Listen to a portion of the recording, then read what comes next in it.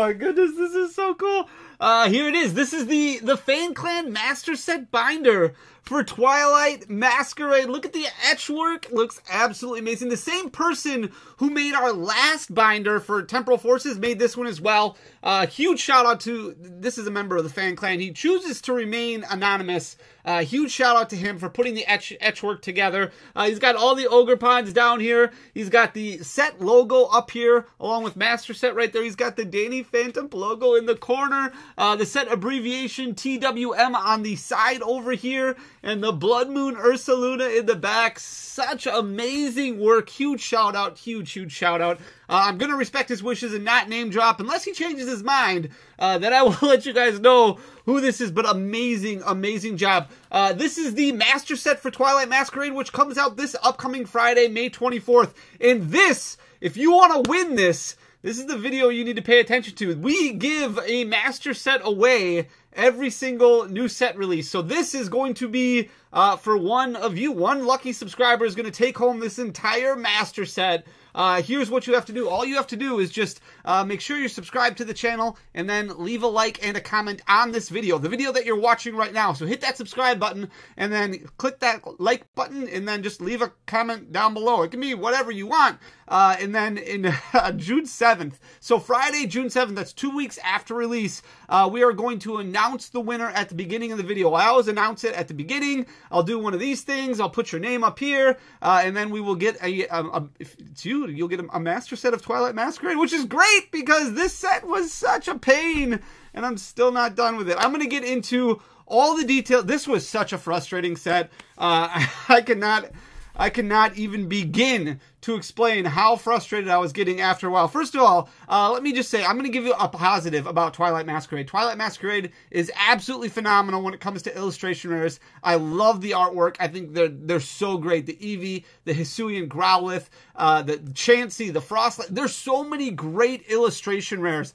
I was really hoping the Ogre Ponds would look better in person. Like, I reserved full judgment. I know there was a lot of people kind of going back and forth saying, hey, this is kind of a letdown. The special illustration rares don't really look that special when it comes to the Ogre Ponds. They look like full arts, and I was like, well, hold on. Let's wait. Let's see what they look like in person. Let's pull them, and let's take a look. They could look a lot better in person. Kind of like the Giratina alternate art. A lot of people weren't super excited about when they first saw it, and then when they saw it in person, they liked it a lot more. When I saw the Ogre Ponds in person, I was like, well, this isn't not that great. It was kind of a letdown, so I'll be completely brutally honest. I'm going to keep it 100 with you guys. I would really buy singles for this set, unfortunately. And we're going to go over some details first before we jump into the actual Master Set itself. So there's a little bit of stuff that I want to kind of talk about before you go out and you buy packs or anything like that. And we'll have full pull rate data breakdown for you this upcoming Friday, so you can make the best decisions when it comes to spending your collection dollars. And obviously, as a store owner, I want you to buy sealed product. I want you to buy sealed product for me, but this is not, I just don't think this is the set to do it. 2,376 packs in. I'm still missing one card. 2,300. This is very reminiscent of Sword and Shield era Master Sets. I remember pulling that Rotom from Lost Origin, the alternate art Rotom V. It took me over 3,000 booster packs. And that was the last card that I needed from Lost Origin. I had pulled multiple copies of all the other alternate arts. I just could not find the Rotom to save my life. And that was the card that I actually wanted the most. I remember opening up over 2,000 booster packs of Evolving Skies when Evolving Skies first came out. And I was still missing like 4 or 5 cards. There were several sets throughout the Sword and Shield era where I would open up 2,000 packs and I would still be missing by 1 or 2 cards. However, when we transitioned over to Scarlet and Violet and pull rates became a lot easier, I mean, I opened up like 1,200 packs of Scarlet and Violet base. I opened up like 1,600 packs of Paldea Evolve, which is a much bigger set. And every single Scarlet and Violet era set took significantly less. Obsidian Flames, such a small set, especially when it comes to the special illustrationers. It took 468 packs to master Obsidian Flames. It was much easier to be able to open. This is not the set to do that. Like, if you want to open up a little bit of product and you want to enjoy yourself and have fun ripping and looking at the artwork and compiling your comic commons and uncommons, like, go nuts. I think that that's great. I think it's important to do that, but make sure you stick to your budget. I think after you get a little bit, like, just buy singles. Like, just focus on singles and don't do it right on release weekend, because we saw what happened with Temporal Forces. Wait a little bit for the dust to settle. People who buy Temporal Forces now, when it comes to those special illustration rares, much, much cheaper than release weekend or even the weekend after, when things were starting to get bought out and things like that. So 2,376 packs in, still no master set. Very, very frustrating. I will say that pretty much every card that I needed when it comes to the reverse hollows and holographic cards, 1,000 packs, easily got all there. For some reason, batching, I don't want to say batching is a thing, and I say this every single master set video, but I did not pull a reverse hollow Zapdos for a very, very long time. A reverse hollow Zapdos took like 1,000 packs to get, and then I pulled 3 of them in the same booster box. So it was like, I don't know why it took so long, like just terrible luck. Took 1,000 packs to pull a reverse hollow Zapdos, and then I pulled 3 of them. I would say that I had every single card by about 1,500 packs except for 3. I was missing 3 special illustration rares. I had pulled all the hyper rares. The Buddy Buddy Poffin was the last hyper rare that I needed, and then at like 1,500 packs, I was still missing 3 special illustration rares, and it took forever. I mean, absolutely forever. This is a smaller set, 21 illustration rares, 11 special illustration rares, and 6 hyper rares. I guess I shouldn't call it a smaller set. This is pretty much a normal set. Paldea Evolved, a very large set. This is very on par with Temporal Forces, with Paradox Rift. Temporal Forces, for example, had 22 illustration rares, so 1 less. Had 10 special illustrations, so 1 less for Temporal Forces, and then the same amount of hyper rares in Temporal Forces, 6 hyper rares. 9 out of 20 boxes that I opened. So the first 20 boxes that I opened, I took a picture of them all, so that way we could calculate, okay, well, what does the cost look like as far as if you want to open up a bunch of product and you want to sell, because we usually do a breakdown.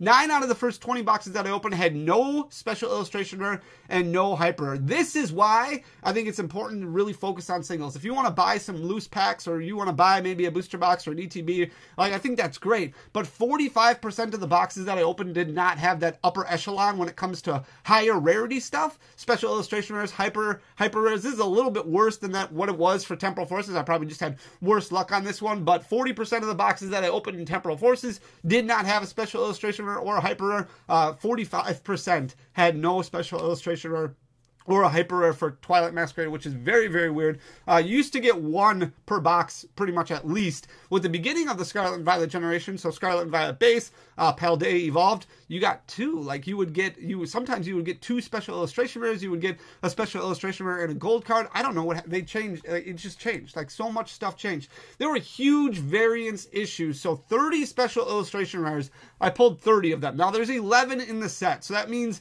if I pull perfectly, I should have almost 3 copies of each of them. Unfortunately, I have multiple copies of some, and I have no copies of one. So the one that I'm missing is the Hearthflame Mask Ogerpon, so it's not even like one of the most expensive ones. It's kind of like right in the middle, or even on the lower scale as far as expensive cards go. I'm missing the Hearthflame Ogerpon, and that is it. So I've pulled 30 special illustration rares out of all those packs, which is very similar pull rates to what we experienced in Temporal Forces. And like I said, we will go over a full breakdown of pull rates this upcoming Friday.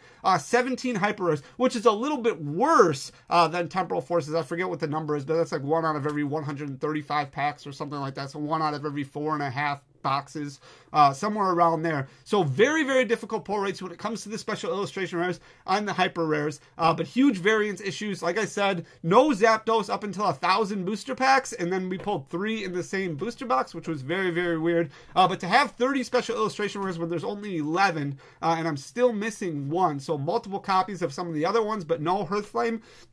Very, very frustrating. I only pulled 1 of the secret rare, or the special illustration rare Kieran as well. That one took like 2,300 packs to get to, and finally I was like, I can't do this anymore. I gotta stop. I'm not gonna open up anymore. I'll just buy the Ogerpon and add it to the Fanny Master Set, and that'll be that. But it was getting to a point where I was like, this is getting really frustrating. And I was opening up booster boxes and getting absolutely nothing, and I was like, this is why people buy singles, and that's why I can't emphasize enough to make sure you stick to your budget. Like, I am very blessed to have a storefront to be able to open up a lot of packs, but at the end of the day, everybody has a line like that. It is just crazy. Major quality issues in Twilight Masquerade. We definitely took a step backwards, which is very, very frustrating. Quality has been an issue for English Pokemon cards for quite some time. A lot of people were hoping once they made the transition to those gray borders or those silver borders that things would get better and maybe go more on par with what we've seen from Japanese quality, or even like the simplified Chinese, which is doing extremely well right now. Very strong quality in that. Even Korean booster packs, Korean Pokemon cards are doing very well in card quality. We are not. Like, it is just going the wrong direction. I opened up a ton of booster packs that had bent corners where obviously right away these cards are borderline damaged right out of the pack. Edgeware issues, centering issues, which was very, very frustrating. Also missing cards. I recorded a short a couple days ago where I opened up a sleeve booster pack of Twilight Masquerade, and it had all the common and uncommon cards. So the first 7 cards in a booster pack from the Scarlet and Violet Generation are common and uncommon cards, just normal. And then you're supposed to get 2 reverse hollows and 1 holographic card. I would get 8 common and uncommon cards, 1 reverse hollow, and then 1 holographic. And I mean, it's very, very sketch. It's very weird because those reverse hollow spots are where the illustration rares or the special illustration rares. When I opened up a bunch of them, it didn't seem like any of those higher rarity cards would be missing. It seemed like the reverse hollow was missing, but that's unfortunate. But then you also had a bunch of other people opening up packs, and I saw multiple people opening up 5, 6 reverse hollows in a row in their booster packs. So obviously something went wrong with how they were putting, how the cards were getting put into booster packs. Lots of issues with that. And I know this is the first print run of the set, but this is stuff that just probably shouldn't happen, especially considering the fact this is like the 5 millionth set release for Pokemon. We also had a lot of issues. If you watched a case opening that we did last week, there were upside down cards all over the place, which again isn't a big deal, but you don't expect to open up a booster pack that's factory sealed and have upside down cards, missing reverse hollows, centering issues, edgeware, bent corners, things like that. It should not happen. And also the variance, going back on the variance level, lots of different boxes where there was one ace spec or 4 ace specs, or there was just no continuity whatsoever. And I know they emphasize the fact that there is not continuity when it comes to English set releases, and that's fine. But we have had continuity pretty much with every single set release, and this one was just so different than what I've experienced in the past. So not a huge fan with a lot of those issues, which brings Twilight Masquerade back down a little bit as far as how much I enjoy the set. It's just not as fun to open it when you know that there's going to be damaged corners, or you know you're going to be missing a reverse hollow card. And this could be something that's more specific to region. It could be something that's more specific to the fact that, I ordered from X distributor, which is, located in a specific part of the country. So if you're in the upper northwest part of the country, or if you're in another country, you might not have any of these issues. It could be that as well, but it's just very frustrating to see. You just expect more, especially when you're spending a lot of money opening up Pokemon cards. And it's a lot of fun to open up Pokemon cards, but I think I would focus more on singles and maybe save your money for some of those other cards that have gone up a little bit, or shrouded the next set, whatever you want to do. Obviously, it's your money. You should do what you want with it. But that's it. We're going to flip you guys around, and we're going to look at the actual master set so you can see how this bad boy looks. This is such a cool binder. The etching is amazing, so huge shout out again. It's in a Vault X binder. Huge shout out again to the person who made this. Like I said, they choose to be anonymous for now, but I've had a lot of people ask about the etch work. So if they decide, okay, well, you can point them to my Instagram or something like that, obviously I will share their information. But this is the Fan Clan Master Set that we give away every single new set release.